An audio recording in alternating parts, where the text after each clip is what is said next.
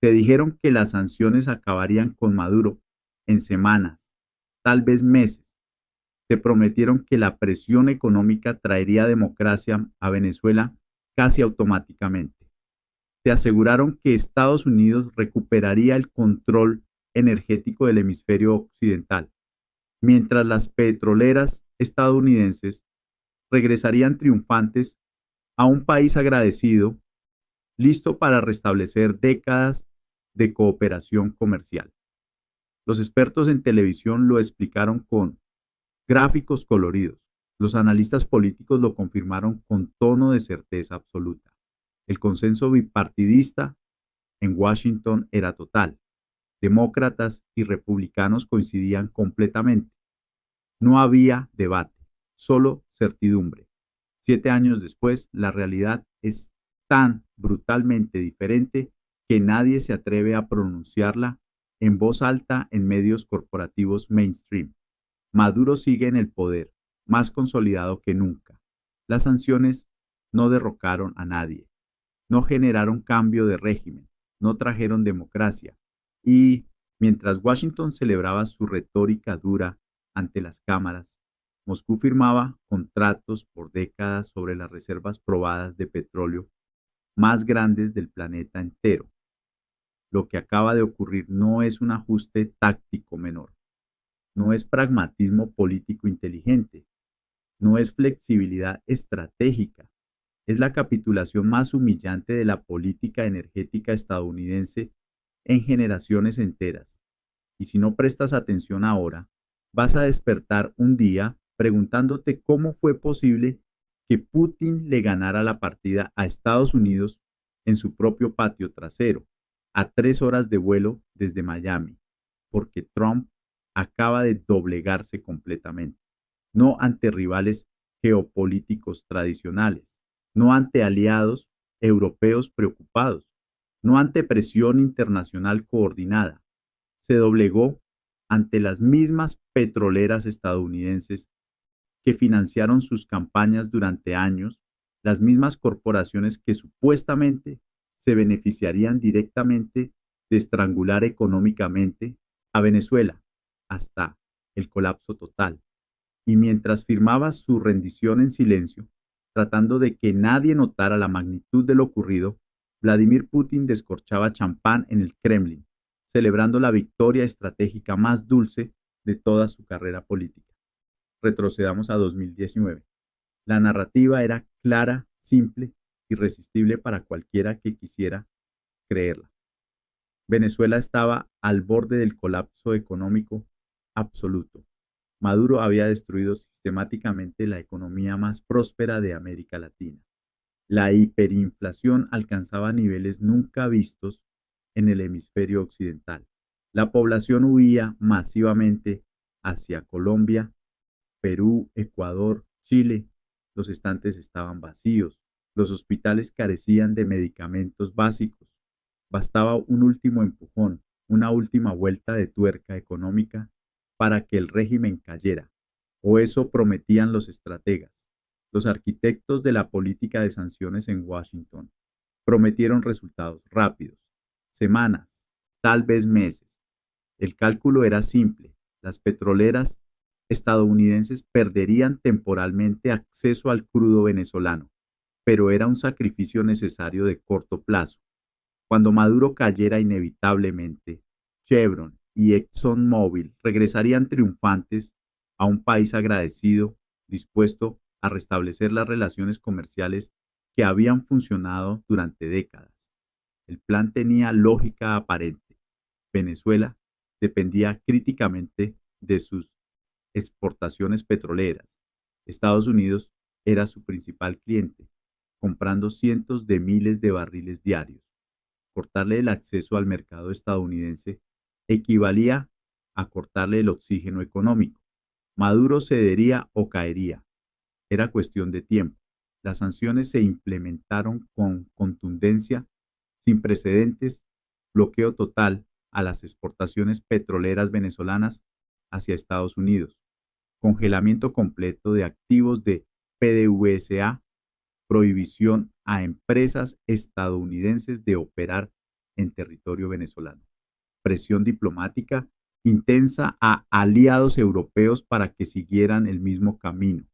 La comunidad internacional observaba, los medios corporativos repetían el mensaje oficial, el consenso bipartidista en Washington era sólido. Demócratas y republicanos coincidían. Era uno de los pocos temas sin división partidista visible, y durante los primeros meses pareció que tenían razón. La economía venezolana se contrajo violentamente.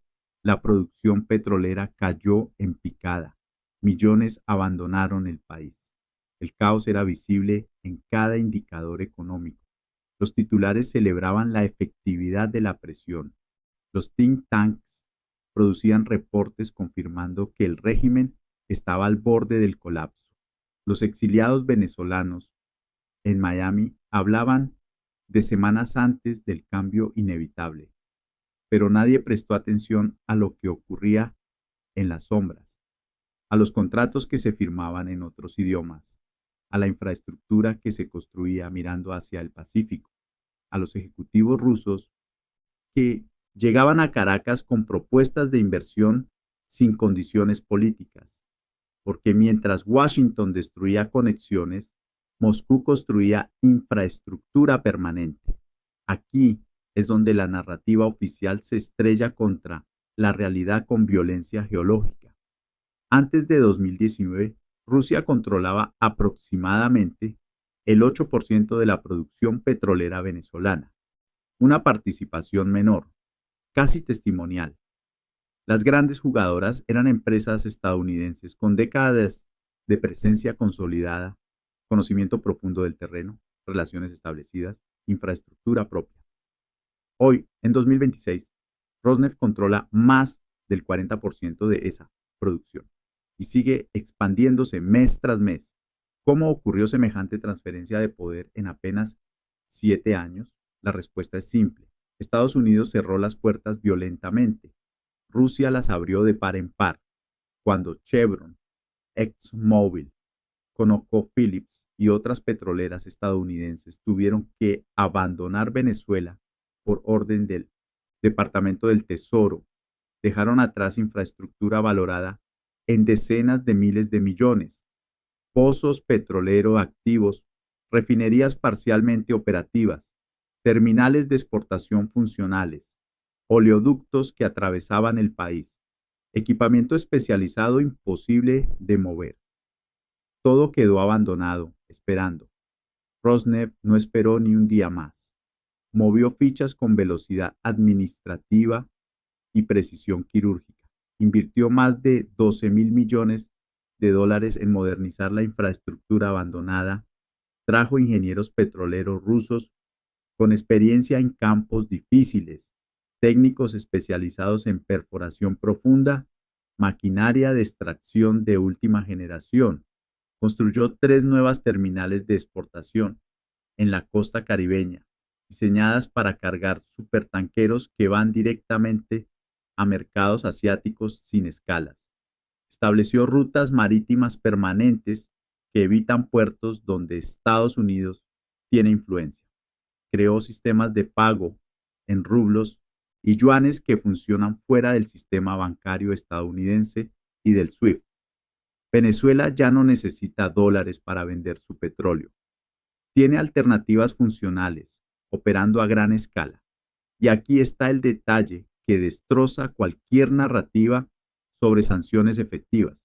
Venezuela posee las reservas probadas de petróleo más grandes del planeta, más de 303.000 millones de barriles certificados, más que Arabia Saudita, más que Irán, Irak y Kuwait combinados.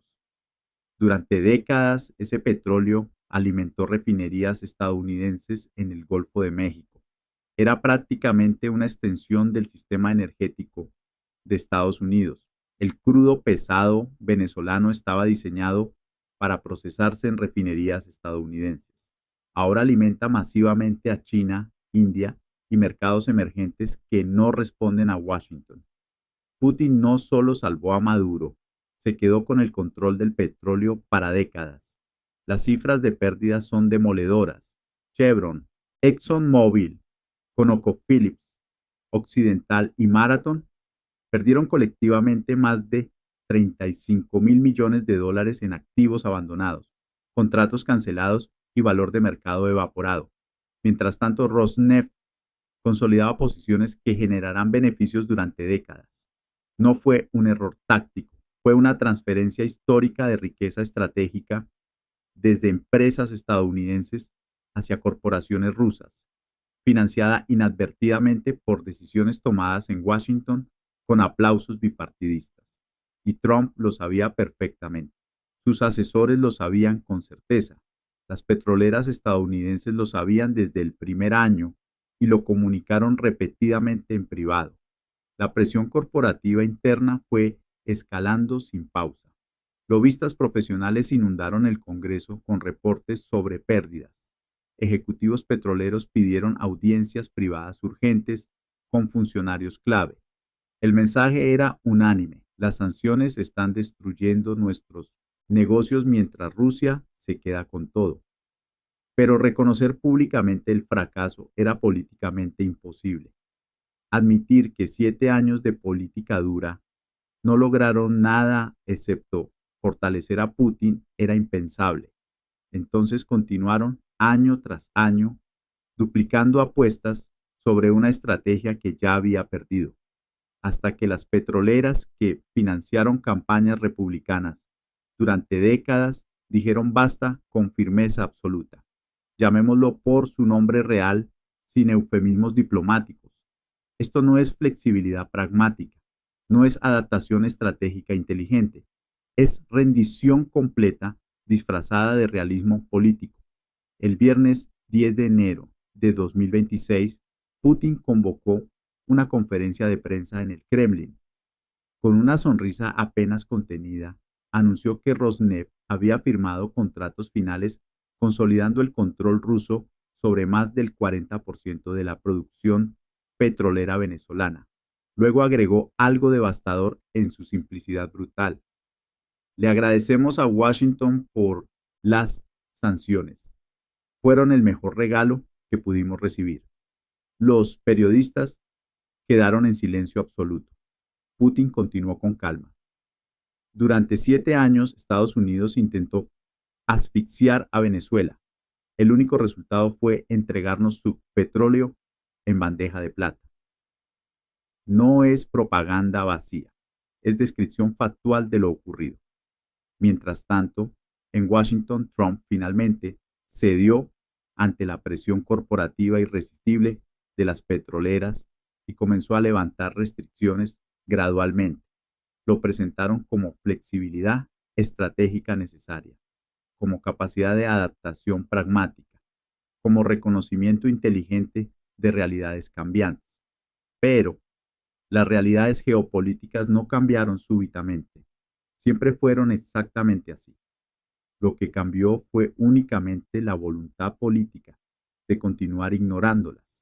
Las empresas estadounidenses ahora pueden regresar oficialmente a Venezuela, pueden negociar nuevos contratos, pueden intentar recuperar posiciones perdidas, pero llegan a un mercado completamente transformado, donde Rusia ya tiene las mejores posiciones aseguradas con contratos blindados.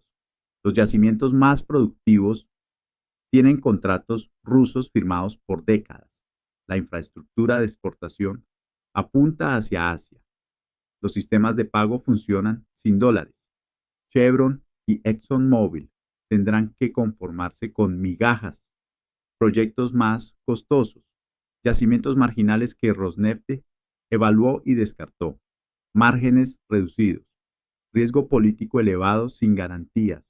Es una victoria anunciada que jamás se materializó, un éxito político que fracasó económicamente, ruido retórico que produjo resultados inversos a los prometidos solemnemente, y nadie en posición de autoridad dirá esto públicamente, porque admitirlo equivale a reconocer que 7 años completos de política energética estadounidense hacia Venezuela fueron un monumental error estratégico que benefició directamente al principal rival geopolítico de Estados Unidos.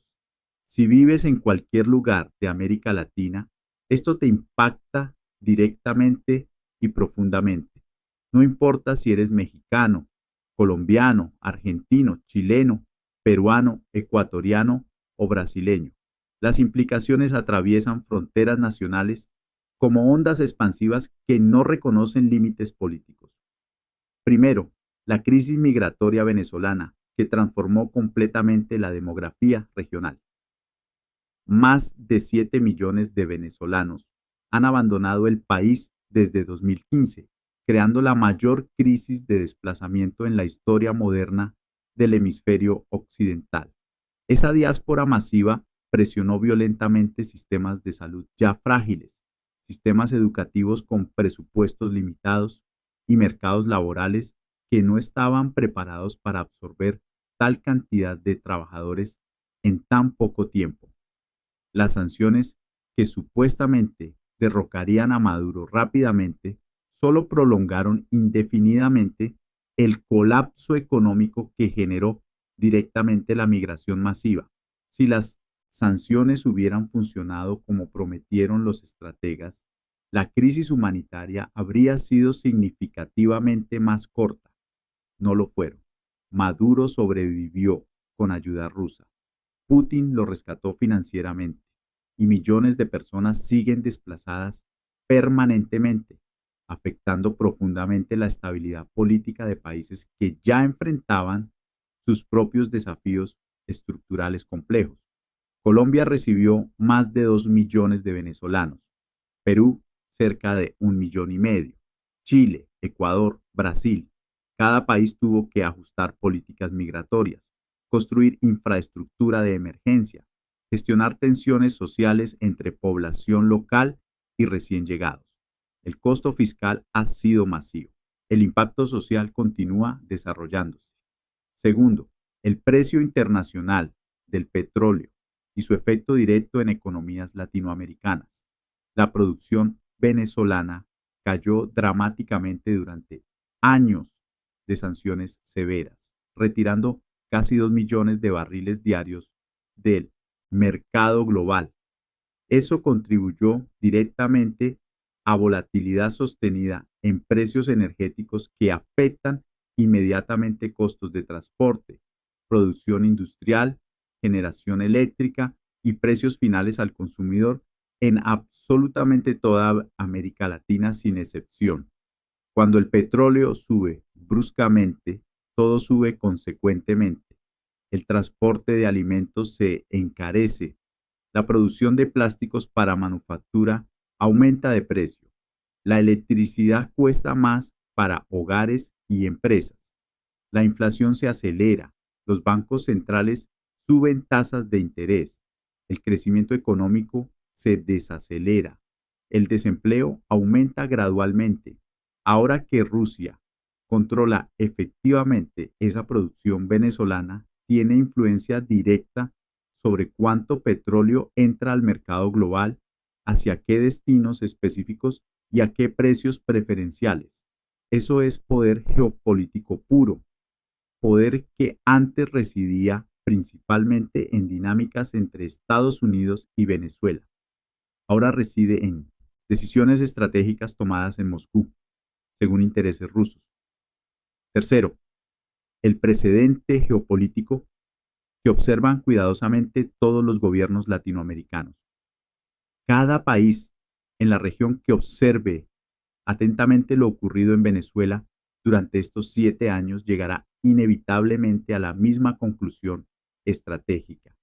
Depender exclusivamente del sistema financiero estadounidense es un riesgo existencial inaceptable para cualquier nación que valore su soberanía económica.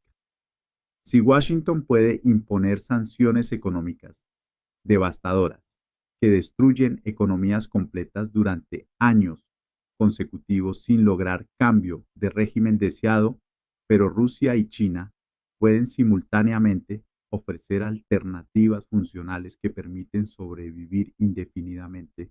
¿Cuál es la lección estratégica obvia? Diversificar agresivamente, construir relaciones sólidas con potencias alternativas dispuestas a invertir sin condiciones políticas, no poner absolutamente todos los huevos económicos en la canasta estadounidense tradicional. Eso acelera dramáticamente tendencias geopolíticas que Washington teme profundamente desde hace años. Mayor presencia china masiva en infraestructura crítica latinoamericana, mayor influencia rusa creciente en sectores energéticos estratégicos, erosión gradual pero sostenida del poder del dólar como única moneda de reserva verdaderamente confiable para comercio internacional. México, Brasil, Argentina observan, calculan, ajustan estrategias consecuentemente. Cuarto, soberanía energética y control sobre recursos naturales estratégicos. Venezuela demostró empíricamente que incluso bajo presión económica extrema sostenida durante años, un país puede mantener control soberano sobre sus recursos naturales más valiosos si encuentra aliados internacionales dispuestos a invertir masivamente a largo plazo, sin exigir cambios políticos internos como condición.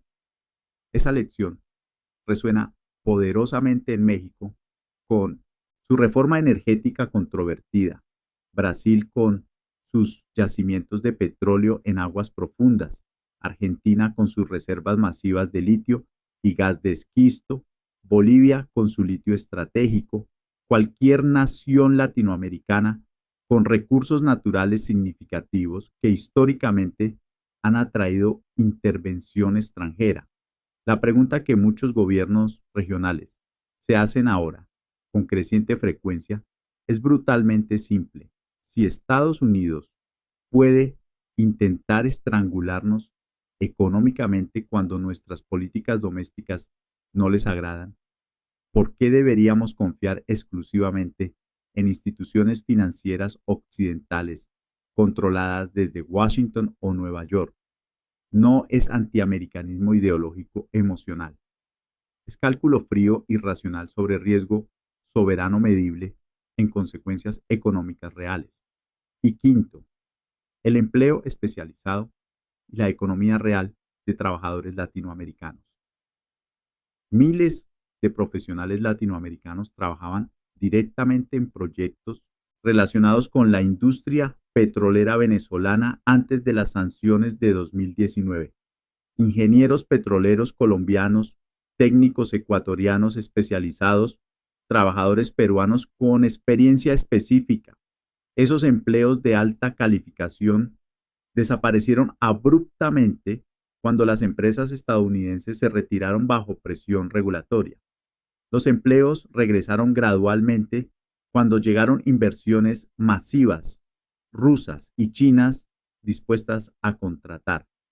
Pero ahora esos trabajadores latinoamericanos operan bajo contratos rusos con cláusulas diferentes, usando equipamiento ruso con estándares distintos, reportando a supervisores rusos con expectativas particulares. El conocimiento técnico acumulado se está transfiriendo sistemáticamente hacia Oriente, no hacia Occidente, como ocurrió durante décadas. Esa es transferencia concreta de capital humano valioso y tiene implicaciones profundas a largo plazo para donde se acumula experiencia técnica irreemplazable en sectores estratégicos que definen desarrollo económico futuro. América Latina está actualmente en medio de un reordenamiento geopolítico fundamental que Washington ayudó directamente a acelerar con decisiones que buscaban exactamente lo opuesto a lo ocurrido. Y ese reordenamiento continuará desarrollándose durante décadas completas sin posibilidad de reversión rápida. Nadie predice el futuro con certeza absoluta, pero podemos analizar tendencias actuales y proyectar escenarios razonables basados en lo que ya está en movimiento. Escenario 1. Estabilización pragmática. El levantamiento gradual de sanciones permite que empresas estadounidenses recuperen algo de terreno en Venezuela, no posiciones dominantes, pero participación suficiente para mantener presencia estratégica básica. Maduro permanece en el poder, pero modera algunas políticas para atraer inversión occidental. Rusia mantiene control mayoritario, pero permite competencia limitada.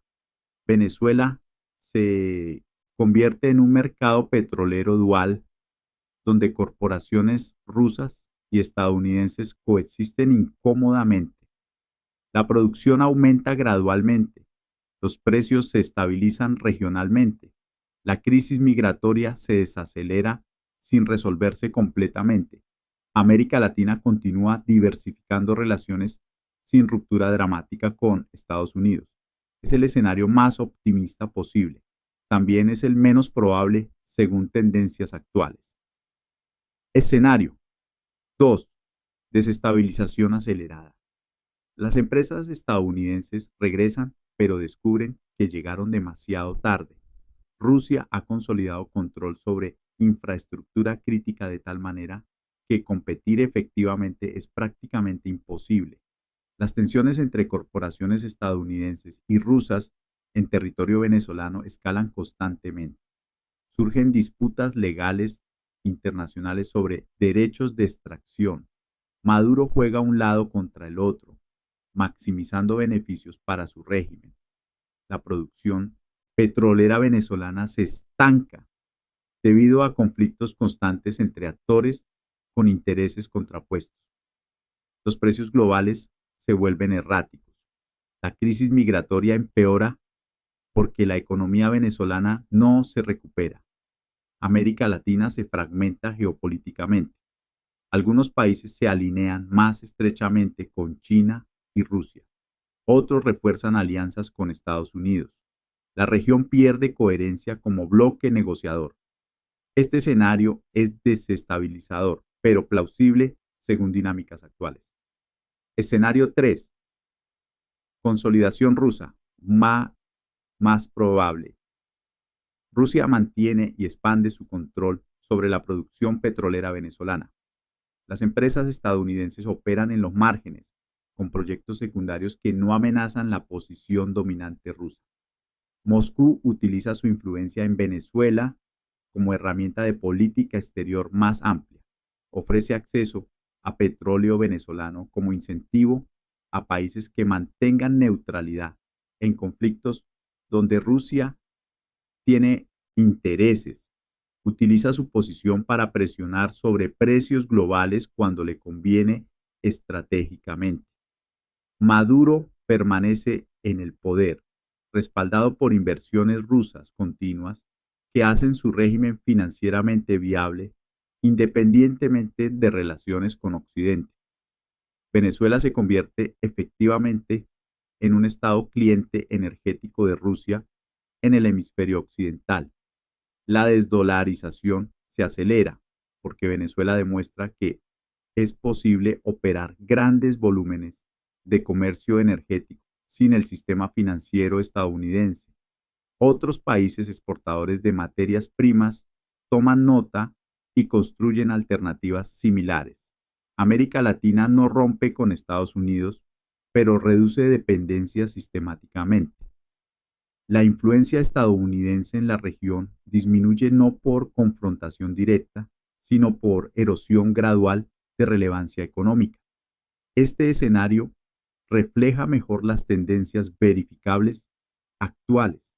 El petróleo es poder absoluto. Siempre lo fue a lo largo de toda la historia moderna.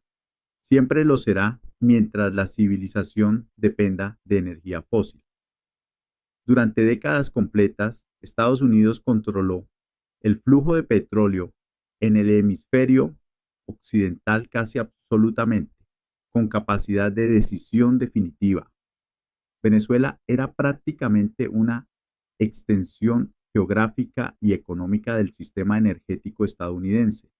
Los dólares del petróleo venezolano fluían automáticamente por bancos de Nueva York. Las decisiones estratégicas sobre niveles de producción se tomaban consultando directamente a Washington. Las inversiones mayores requerían aprobación implícita estadounidense. Era un arreglo que beneficiaba enormemente a Estados Unidos durante generaciones. acceso garantizado a petróleo pesado que refinerías estadounidenses procesaban eficientemente, influencia política directa sobre un país con recursos estratégicos, capacidad de moldear políticas energéticas regionales según intereses estadounidenses. Eso se acabó definitivamente. No va a volver jamás en la forma anterior. Putin vio claramente la oportunidad monumental que las sanciones crearon involuntariamente y la tomó con maestría estratégica digna de estudio. Mientras Trump imponía castigos económicos con retórica amenazante, Putin construía metódicamente infraestructura física real. Mientras el Congreso estadounidense debatía interminablemente ideología y principios, Rosneft firmaba contratos concretos con cláusulas específicas. Mientras Washington celebraba públicamente retórica dura ante cámaras, Moscú celebraba privadamente ganancias tangibles, medibles en miles de millones.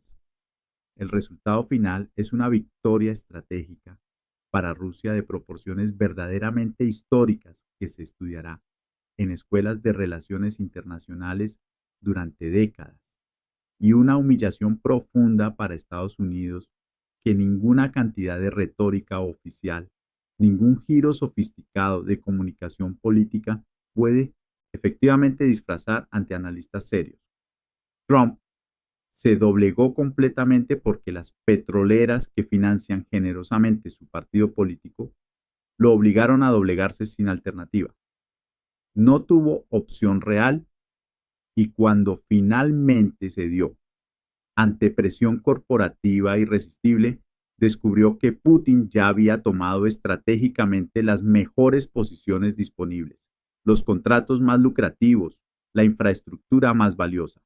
Estados Unidos llega finalmente a la mesa de negociación cuando solo quedan migajas económicas, los proyectos secundarios, los yacimientos marginales, las oportunidades que Rusia evaluó cuidadosamente y decidió conscientemente no tomar porque los márgenes de ganancia no justificaban la inversión necesaria. Esa es la realidad brutal y objetiva que absolutamente todos en Washington conocen perfectamente en privado, pero nadie admite públicamente en declaraciones oficiales. Putin celebra victoriosamente en Moscú, rodeado de ejecutivos de Rosneft. Las petroleras estadounidenses cuentan meticulosamente pérdidas masivas que afectarán sus balances durante años. Y Trump firma ceremoniosamente su rendición, pretendiendo ante las cámaras que es pragmatismo estratégico inteligente. No lo es bajo ninguna métrica seria. Es capitulación sin adjetivos. El imperio estadounidense tiene límites claros y definidos, límites que muchos en Washington preferían ignorar o negar retóricamente. Putin acaba de demostrar exactamente dónde están esos límites geográficos y estratégicos, en Venezuela, a 3 horas de vuelo comercial desde Miami, en el patio trasero tradicional de Estados Unidos, donde históricamente ejercía influencia casi sin oposición.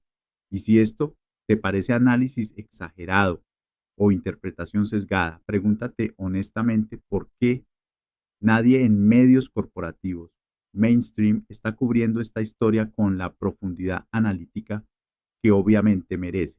Pregúntate por qué las cifras públicas de inversión rusa masiva en Venezuela están disponibles en reportes corporativos, pero rara vez se mencionan en noticieros principales. Pregúntate por qué el colapso evidente de estrategia energética estadounidense se presenta rutinariamente como simple ajuste táctico menor, sin consecuencias importantes. La respuesta es brutalmente simple, porque admitir abiertamente la magnitud completa del fracaso estratégico requiere cuestionar narrativas fundamentales que sostienen consensos bipartidistas en Washington durante años completos. Requiere reconocer que miles de millones en inversiones políticas produjeron resultados exactamente opuestos a los prometidos. Requiere aceptar que Putin jugó mejor la partida con recursos limitados. Pero la realidad objetiva no se disuelve por consenso político conveniente. Solo se pospone enfrentarla honestamente. Se puede ignorar temporalmente. Se puede maquillar retóricamente. Se puede ocultar bajo capas de comunicación estratégica.